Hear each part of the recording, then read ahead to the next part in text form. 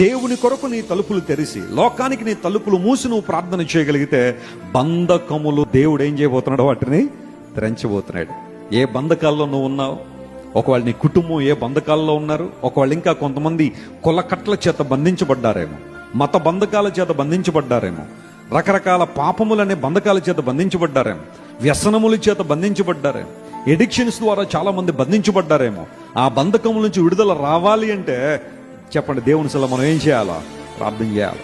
No matter what the addiction, no matter what the bondage that you are suffering from, Jesus is the deliverer. ఆయన నిన్ను విడుదల చేసే దేవుడు. తలుపులు మూసి సంఘం ప్రార్థన చేయడం ద్వారా చెప్పండి, బంధకాలు ఏమైపోయినాయి?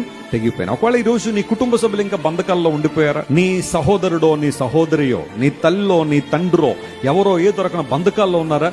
చేయి, ప్రార్థించే వాళ్ళ నిమిత్తం దేవుని సన్నిధిలో వారి పేరెత్తి ప్రార్థించే, ప్రభువా విడుదల కావాలి, బంధకాలు తెంచు ప్రభు అని ప్రార్థించే.